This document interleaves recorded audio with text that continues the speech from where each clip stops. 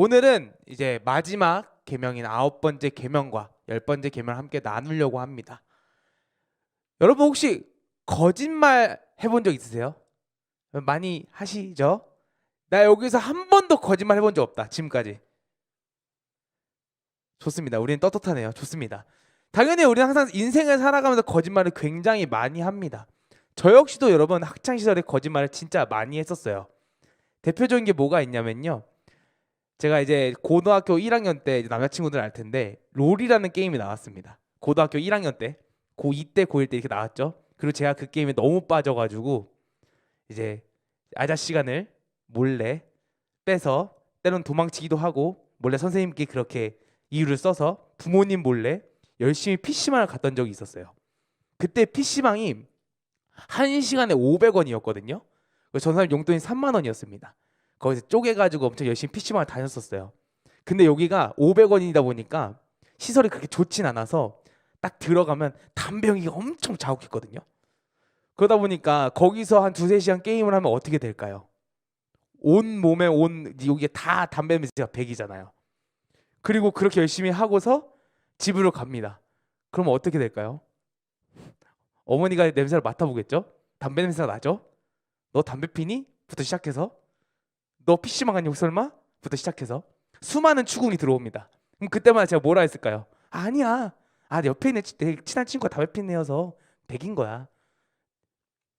이게 과연 먹혔을까요? 당연히 된통 혼나고 용돈까지 압수당했습니다. 그런데 그랬는데 제가 과연 이걸 멈췄을까요? 또 몰래 나도 이제 용돈이 있어가지고 그 다음에는 갈아입을 옷을 챙겨서 또 갔죠. 그렇게 어머니가 열심히 신랑이라면서 굉장히 많은 거짓말을 했던 기억들이 있습니다. 또 우리는 어떤 거짓말들 또 많이 하나요? 그 남자친구들 같은 경우는 이런 거짓말 많이 하잖아요. 운동 실력 아니면 또는 게임 실력 이런 거 되게 거짓말 하지 않아요? 약간 내 옆에 있는 친구보다는 좀 잘하고 싶어가지고 뭐 이제 게임 티어가 내가 얘보다 좀 높다 이런 식으로 거짓말 하기도 하고 축구 잘 못하는데 축구 잘해 이러면서 막상 축구했다가 된통 혼나고 이런 식으로 거짓말 했던 적 있지 않나요? 그리고 여자친구는 또 뭐가 있을까? 제가 사실 남자여서 뭐가 있을까 제가 혼자 고민을 해봤어요. 어떤 게 있을까? 근데 그나마 연애가 있지 않을까? 그 한 번도 모태솔로인데 모태솔로를 감추기 위해서 아니야 나 연애해봤어 라고 하면서 약간 자기를 방어하기 위해 자기가 약간 나약한 사람인 척 아니 나약한 사람이 아닌 것처럼 보이기 위해 그렇게 거짓말을 하기도 하죠. 이처럼 우리는 삶을 살아가면서 굉장히 많은 거짓말들을 해요. 때론 좋은 거짓말도 있지만 나쁜 거짓말도 굉장히 많이 합니다. 그리고 오늘 하나님께서 구계명을 통해서 거짓말에 대해서 한 가지 명령을 하십니다. 우리 첫 번째 제목 한번 같이 읽어볼까요? 시작. 하나님께서 명령을 하십니다. 이웃에 대하여 거짓 증거하지 말라라고요. 근데 여기서 대상이 조금 달라요. 아까 전에 이야기했던 그 거짓말들은 약간 나를 향한 거짓말이잖아요. 나를 보호하기 위해 또는 내 거짓말을 하는 건데 하나님께서 지금 명령하고 계신 건 뭐냐면 이웃에 대해서 얘기합니다. 다른 사람에 대해서 거짓말을 하지 말라고 해요. 근데 거짓말도 아닌 거짓 증거를 하지 말라고 이야기합니다. 이 말이 대체 어떠한 말이냐면요. 우리 한번 재판을 생각해 봅시다. 죄인이 앞에 있어요. 우리 지금 같은 시대 같은 경우에는 이 죄인 또는 이 잘못된 사람을 벌 주기 위해서 우리 수많은 것들을 보죠. 뭐 CCTV를 본다고 한다든가 아니면 뭐 DNA 검사를 하든가 CSI 이렇게 와가지고 과학수대 와가지고 수많은 증거들로 이 사람이 범인지 아닌지 추리잖아요. 그런데 이스라엘 백성이 있던 시대에는 여러분 CCTV도 없잖아요. 뭐 과학 뭐 기술이 있겠어요? 어떤 것도 아무것도 없잖아요. 그래서 이 사람이 죄인인지 아닌지 이 사람이 잘못한 사람이 아닌지 가장 중요하게 판단했던 게 무엇이었냐면 바로 증언입니다. 사람의 말이었던 거죠. 그 사람의 말 한마디로 이 사람이 나쁜 사람이 될 수도 있고 좋은 사람이 될 수도 있는 거예요. 근데 여기서 나온 이웃에 대한 거짓 증거는 무슨 말이냐면 한마디로 그런 거예요. 자신의 이익을 위해 죄인이 아닌 사람을 죄인으로 만드는 겁니다. 한마디로 억울한 사람을 옥살이 시켜 만드는 거예요. 억울한 사람이 때로는 사형을 당하도록 만드는 겁니다. 그렇게 되면 하나님께서 명령하시는 거예요. 거짓 증언하지 마라. 거짓 증언하지 마라. 왜냐면 이 거짓 증언은 거짓말과는 다르게 어떠한 말이냐면요. 사실이 되는 거짓말이거든요. 근데 이런 말들 우리 많이 주변에서 많이 들어보잖아요. 거기에다가 하나님께서 증언에 대해서 중요성을 한 번 더 설명을 해주시는데 바로 신명기 말씀에 적혀 있습니다. 신명기 19장 18절에서 19절인데요. 함께 읽어보도록 하겠습니다. 시작. 거짓 증거하여 그 형제를 거짓으로 모하는 것이 판명되면 그가 그의 형제에게 행하려고 꾀한 그대로 그에게 행하여 너희 중에 악을 제하라. 아멘. 이 말씀이 무슨 말이냐면 바로 팩트 체크를 했다는 겁니다. 자세히 조사한다라고 적혀 있잖아요. 억울한 사람이 생기면 안 되기 때문에 그 증언이 굉장히 중요하기 때문에 아까 말했듯이 억울한 사람이 옥살이를 당할 수 있는 거기 때문에 한 번 더 체크해서 한 번 더 자세히 확인해서 이 말이 정말 가짜인지 진짜인지 확인했다는 겁니다. 거기다가 만약 거짓말을 했으면 그것이 들통났으면 똑같이 그 벌을 받았던 것처럼 거짓말한 사람한테도 똑같이 벌을 준다고 이야기하는 거죠. 그렇게 정말로 이렇게 위험하고 하지 말아야 될 거짓 증거를 하나님께서 하지 말라고 명령을 내리고 계십니다. 그런데 우리가 이 명령을 왜 이스라엘 백성들에게 지켜야 했었을까요? 지켜야 될 이유가 있었을 거 아니에요. 우리가 인간적인 마음으로 알 수 있잖아. 당연히 하면 안 되지. 왜냐하면 인간적인 도덕적인 마음으로 허락이 안 되는 일이잖아요. 근데 하나님께서 한 번 더 명령을 내리시면서 왜 이걸 지켜야 하는지에 대해서 한 번 더 이유를 설명해 주시는데요. 디도서 1장 2절 말씀입니다. 우리 함께 이 말씀 읽도록 하겠습니다. 시작. 거짓이 없으신 하나님이 영원전부터 약속하신 것인데. 아멘. 말씀을 보면 하나님에 대한 설명이 하나 적혀 있어요. 근데 뭐라고 적혔냐면 바로 거짓이 없으신 하나님이라고 이야기합니다. 이 이스라엘 백성들의 일대기를 보고 있으면 이스라엘 백성들이 굉장히 많은 약속을 하였잖아요. 구원해 주겠다, 이끌어 주겠다, 너에게 물과 양식 다 주겠다. 근데 그 약속했던 것도 하나님께서 다 안 지키셨나요? 다 지키셨잖아요. 이스라엘 백성을 구원했을 때 10가지 재앙을 구원을 내셨고 그들이 가나안 땅을 약속한 땅을 갈 때까지 만나를 주시고 물을 주시고 불기둥과 구름기둥으로 그들 지켜주시고 하나님께서 약속했던 모든 것을 다 이행하시고 지키셨어요. 즉 하나님은 거짓이 없으신 분이시라는 겁니다. 약속하신 거 있어서 분명히 확실하게 약속을 지키시고 이끌어 가시는 분들이에요. 그리고 이스라엘 백성들이 어떠한 존재였나요? 항상 제가 이야기하듯이 이스라엘 백성의 원래의 모습은 종이었어요. 애굽의 종. 근데 하나님을 위해서 하나님의 백성이 됐죠. 자녀가 됐죠. 이 하나님의 백성의 자녀의 주된 목적이 뭔데요? 바로 하나님을 드러내는 삶이잖아요. 다른 말로 표현하면 하나님을 닮아가려고 한 노력하는 삶. 근데 하나님이 어떠한 분이 아까 얘기했죠? 진실되고 거짓이 없으신 분이고 그리고 하나님의 백성 이스라엘 백성들은 삶의 목표가 하나님을 닮아가는 것. 그렇다면 거짓이 없으신 하나님을 우리가 닮아가려고 그들 이스라엘 백성 닮아가야 되지 않을까요? 그러면 이들에게 삶에 있어서 이 거짓 증거를 말할 수가 있을까요? 하나님께서 진실되고 거짓이 없으시는 분인데 그렇기 때문에 하나님께서 한 번 더 명령을 내리시는 겁니다. 내가 어떠한 존재인지 내가 어떠한 하나님인지 알려주시면서 이스라엘 백성들에게 한 번 더 이야기를 해주시는 거죠. 너희가 나를 닮으려고 너희가 그렇게 만들었으니 닮아라 라고 이야기하시는 겁니다. 근데 우리도 마찬가지잖아요.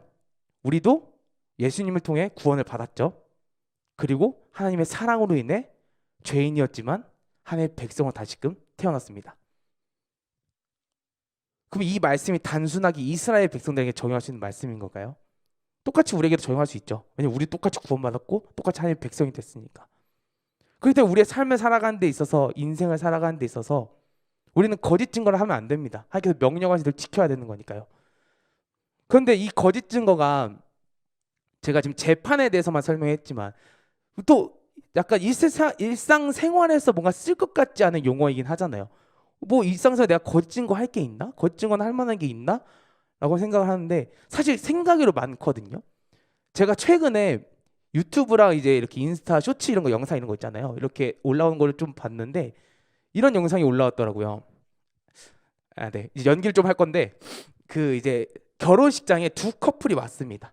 근데 이 두 커플의 그 여자분들이 오랜만에 만나는 사람들인가 봐요. 그러니까 딱 얼굴 보자마자 이렇게 하는 거예요. 어머 언니 이렇게 하는 거야 한 명이. 그래서 어머 언니 오랜만이에요. 잘 만났어요. 그러니까 오랜만에 너 잘 지냈어요? 그러니까 한쪽에서 그래 오랜만이야 이러는 거죠. 근데 한쪽에서 어머 근데 언니 오랜만에 뵈니까 뭐 달라졌다. 뭐 했어요? 그 한쪽에서 뭐라? 아니야 나 아무것도 뭐 무슨 말이야 그러니까 뭐 언니 오랜만에 너무 이뻐졌는데 뭐 했네 했어. 아줌마 같네요. 네. 그러니까 그런 식으로 얘기를 합니다. 그러니까 한쪽은 어때요? 엄청 무안하겠죠. 엄청 그렇잖아요.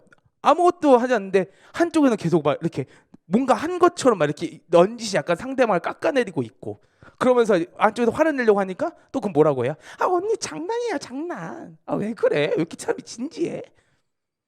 어우, 보면서 조금 화났습니다.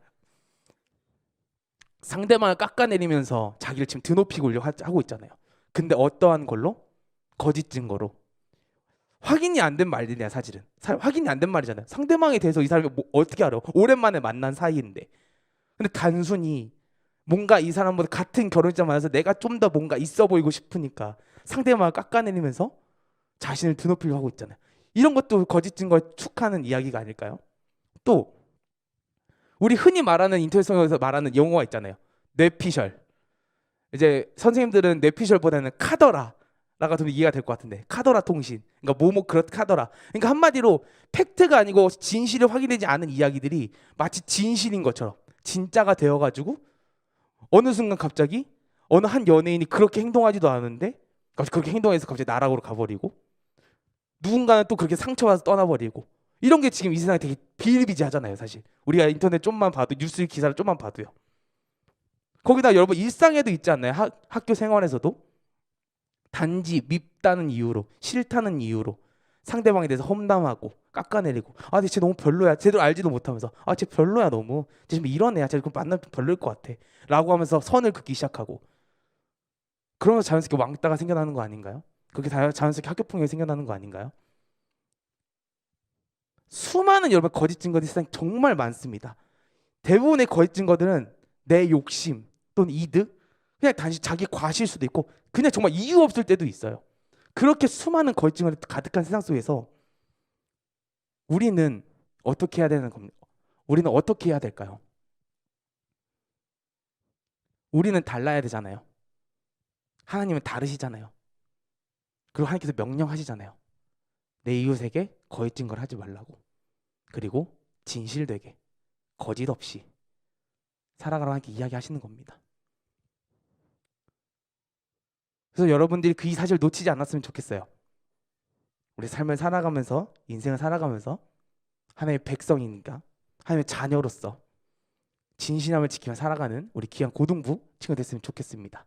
그리고 다음으로 이제 두 번째 이제 10번째 계명을 이제 나누려고 하는데요. 네, 두 번째 제목을 해주세요. 다 함께 읽도록 하겠습니다. 시작. 네, 말씀 한 구절 같이 한 번 더 읽도록 하겠습니다. 출애굽기 20장 17절 말씀입니다. 함께 읽도록 하겠습니다. 시작. 내 이웃의 집을 탐내지 말라. 내 이웃의 아내나 그의 남종이나 그의 여종이나 그의 소나 그의 낙이나 무릇 내 이웃의 소유를 탐내지 말라. 아멘. 여기서 보면 남의 소유를 탐내지 말라라고 이야기합니다. 한마디로 남의 것을 탐내지 말라라고 이야기하시는 거예요.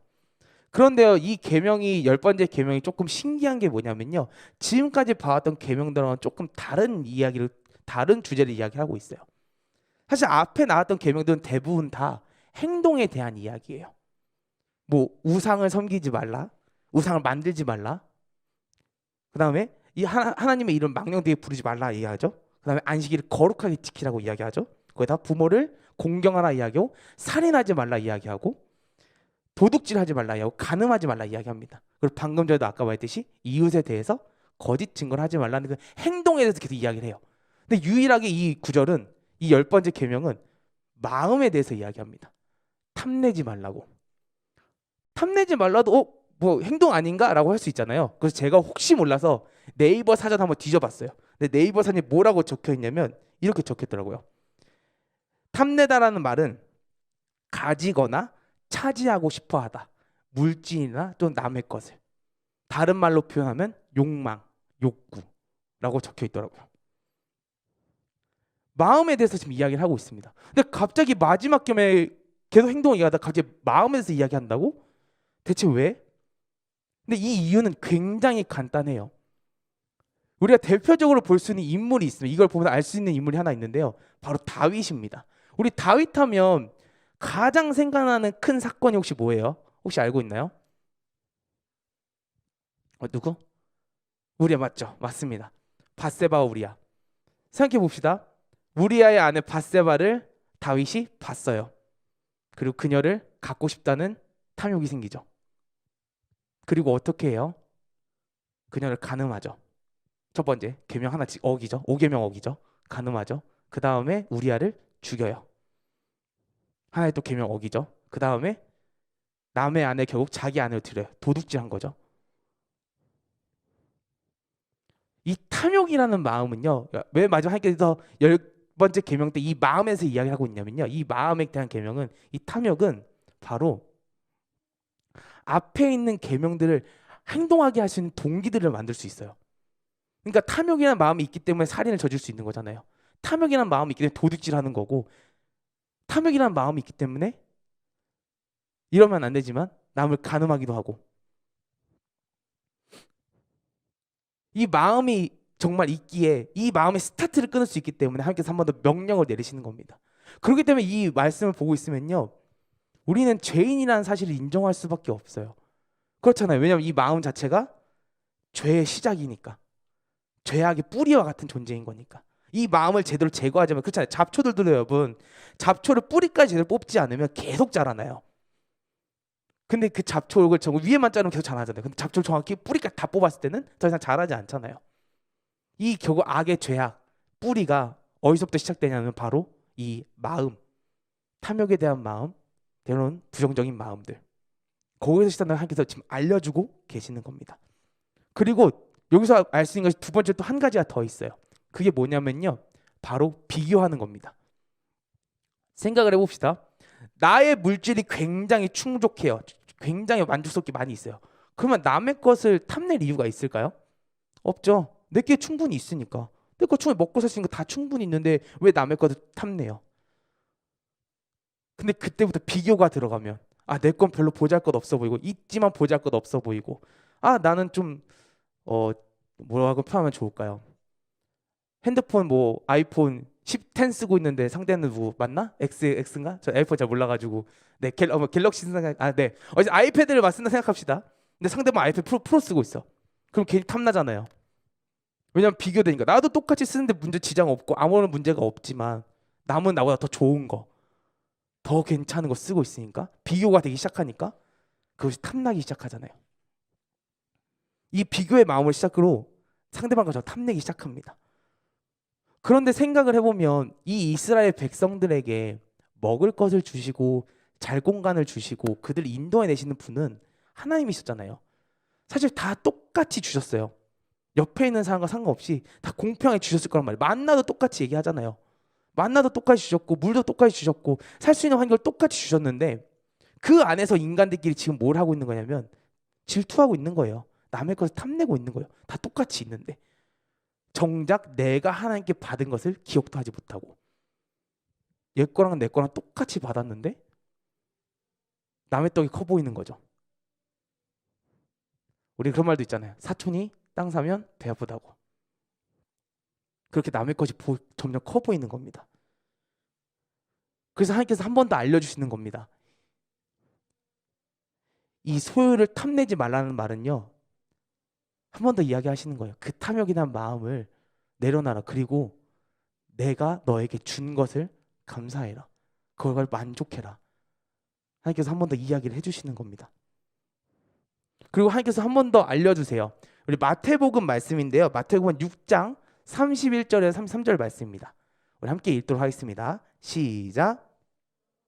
여하여 이르기를 무엇을 먹을까 무엇을 마실까 무엇을 입을까 하지 말라. 이는 다 이방인들이 구하는 것이라. 너희 하늘 아버지께서 이 모든 것이 너에게 있어야 할 줄을 아시느니라. 그런즉 너희는 먼저 그의 나라와 그의 일을 구하라. 그리하면 이 모든 것을 너에게 더하시리라. 아멘. 너무 유명한 말씀이죠. 근데 하나님께서 말씀하시는 겁니다. 먹을 거, 마실 거, 입을 거, 의식주죠. 그 모든 것들 다 내가 줄 수 있는 거다. 걱정하지 마라. 남의 거 탐내지도 마라. 너가 해야 될 건 뭐냐면 남의 것을 탐내는 게 아니라 남의 것을 바라는 게 아니라 지금 여기 적혀 있는 것처럼 먼저 그의 나라와 그의 일을 구하라 얘기하잖아요. 이 말은 뭐냐면요. 하나님의 뜻, 하나님의 마음을 먼저 구하라는 거예요. 그러면 하나님께서 더 채워주시고 너에게 더 만족스럽게 주신다고 이야기하시는 겁니다. 그래서 하나님께서 원하시는 건 그거예요. 이 탐욕에 대한 마음, 죄악의 시작 같은 어쩌면 죄악의 뿌리 같은 이 탐욕에 대한 마음을 하나님 앞에 내려놓고 하나님의 뜻을 구하고 그 빈자리에 하나님의 마음을 채우기를 바라시는 겁니다. 제가 이제 저의 부끄러운 얘기 한 가지만 하고 이제 말씀 마무리하려고 하는데요. 조금 부끄러운데 찬양팀 친구들하고 이렇게 스태프들 만나면서 제가 이제 좀 뭐 좀 봤으면 좋겠다라고 엄청 친구들에게 추천받은 게 있어요. 이게 뭐 한 두 달 전에 이제 종영했던 프로그램인데 한 번 할 때마다 한 3시간 하는 그 프로그램이 있습니다. 그 뭔지 다들 지금 무슨 친구 뭔지 알 것 같은데 바로 환승연애라는 건데요. 저한테 그렇게 재밌다고 보라고 엄청 저한테 추천을 해주더라고요, 친구들이. 사실 지금까지도 안 봤어요. 정확히 말하면 저는 못 보겠어요. 왜냐하면 아까 부끄러운 얘기라고 했잖아요.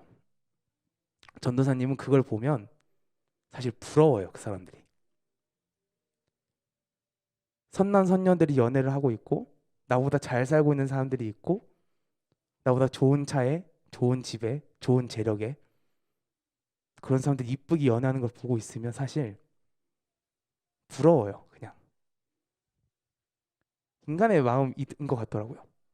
부럽다 보니까 어떠한 생각이 드냐면요, 그들과 저를 비교하기 시작하면서 되게 낮아져요. 제 자신이 되게 비참해져요. 사실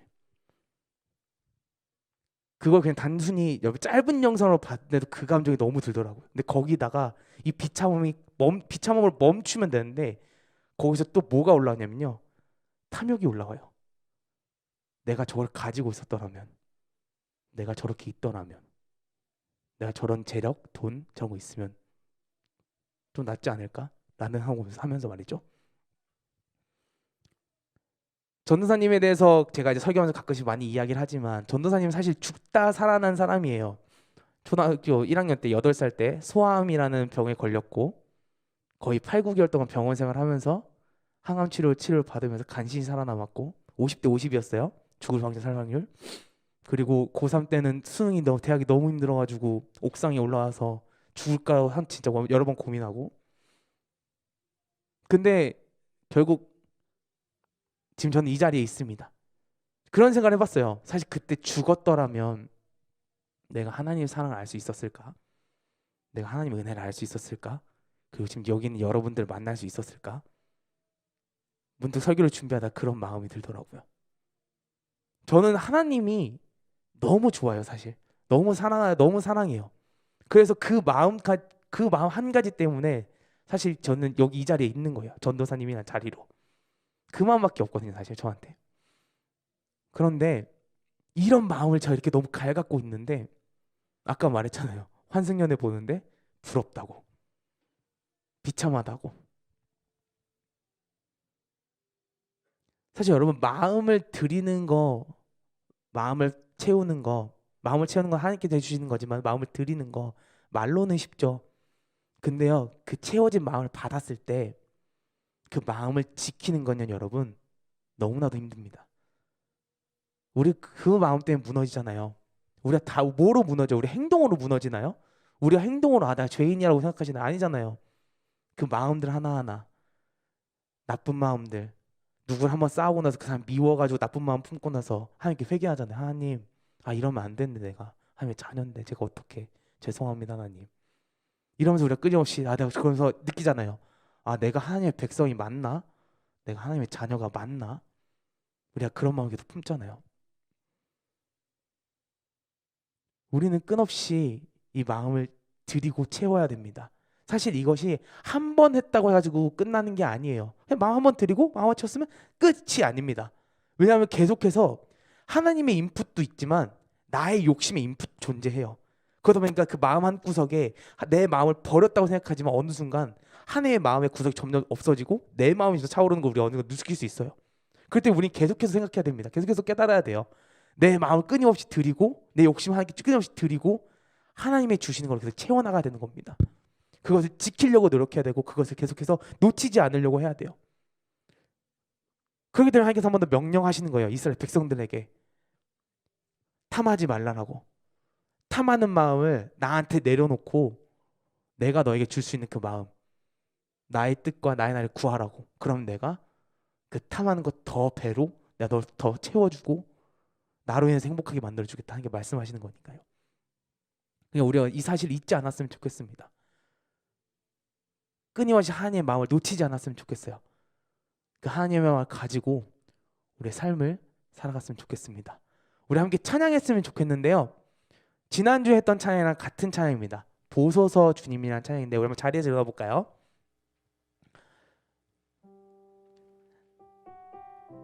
이 찬양의 가사를 한번 우리의 입술로 고백해 봅시다. 지금까지 들었잖아요, 제가 하는 이야기를. 그러면 한번 우리가 입술로 고백을 해봐야죠. 이 찬양의 가사처럼 말이죠. 나의 마음이 선한 것이 하나 없다 이야기합니다. 그러나 주님, 내 모든 것을 드리기 원합니다라고 이야기해요. 내 모든 것 중에 내 마음까지도. 그러면서 이 가사는 이렇게 고백해요. 주님 마음 내게 주소서. 그 빈 공간에 주님의 마음을 채워소서라고 이야기합니다. 우리의 그 고백이 우리의 진심이 되기 원하고 우리의 모든 고백이 되기 원합니다. 함께 찬양하도록 하겠습니다.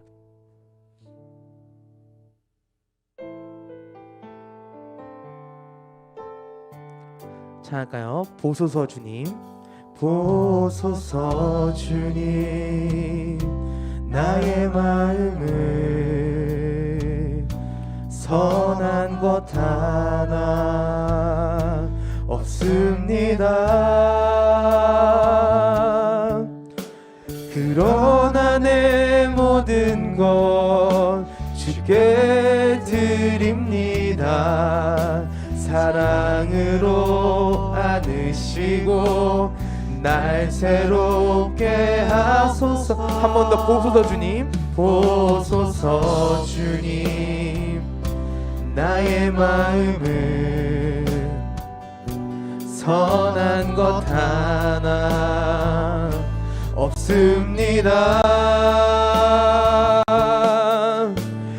그러나 내 모든 것 주께 드립니다. 사랑으로 안으시고 날 새롭게 하소서. 주님 마음 내게 주소서. 내 아버지 주님 마음 내게 주소서. 나를 향하신 주님의 뜻이 이루어지도록 주님 마음 내게 주소서. 한 번 더 주님 마음 내게 주소서. 주님 마음 내게 주소서. 내 아버지 주님 마음 내게 주소서. 나를 향하신 주님의 뜻이 이루어지도록 주님 마음 내게 주소서. 아멘. 이번에는 우리의 입술로 고백해 봅시다. 우리의 말로 고백해 봅시다. 하나님, 우리의 마음에 선한 것이 하나도 없습니다. 인간적인 마음이 너무 많고 욕망이 너무나도 많으며 지금 남의 탐욕이 너무나 많이 있습니다. 하지만 주님, 이 마음을 주님께 드리오니 주님 기쁘게 받아주시옵소서. 그리고 그 비어진 마음을 주님의 사랑으로 채우게 하여 주시옵소서. 주님의 마음으로 채우게 하여 주시옵소서. 다른 것으로 채우는 것이 아니라, 다른 것을 느끼는 것이 아니라 오직 하나님 한 분의 그 은혜와 사랑을 채우기 원한다고, 우리의 마음을 드리며 하나님의 마음을 잘 받기 원한다고 우리 함께 기도하며 나아가도록 하겠습니다. 기도하겠습니다. 아버지 주님 그렇습니다. 인간의 마음이 우리의 마음이 참 악합니다. 주여 선한 것이 하나도 없고 저 너무나도 연약하고 부족합니다. 이 마음이 끝없이 매일같이 무너지며 주님 매일같이 회개하며 매일같이 쓰러집니다. 하지만 주님 그럼에도 이 마음을 주께 드리기 원하오니 주여 주여 기쁘게 받아주시옵소서. 행복하게 받아주시옵소서. 주여 기쁘게도 받아주시옵소서. 주여 그렇게 받아주셔서 이 마음의 빈공간 안에 주여 우리가 다른 것을 채우는 것이 아니라 다른 것을 느끼는 것이 아니라 온전히 주님만을 채우시기 원합니다. 그 마음을 주여 우리가 매일의 삶을 주여 매 한 주의 삶을 평생의 삶을 살아갈 수 있는 붙잡아 것이 원합니다. 주여 우리 나도 이 마음을 이끌어주셔서 우리 만나도 이끌어주셔서 참 주님 이 마음이 인간의 마음에 죄악이 뿌려왔고 우리를 불쌍히 여겨주시옵시고 함께하여 주시고 붙잡아 이끌어주시옵소서. 주여 기도하면 나아갑니다. 주님 없이는 안 되는 너무나도 나약한 마음을 가지고 내드립니다. 하지만 그러면 기도하면 나아가 부르짖고 나아가오니 주여 이 마음을 불쌍히 여겨주시옵시고 주님이 원하시는 마음으로 바꿔주시옵소서. 오 주여 기쁘게 받아주시옵시고 지나주시옵소서. 우리 모든 삶을 살려주시고 싶습니다. 오 쉽지 마음을 이루시옵소서.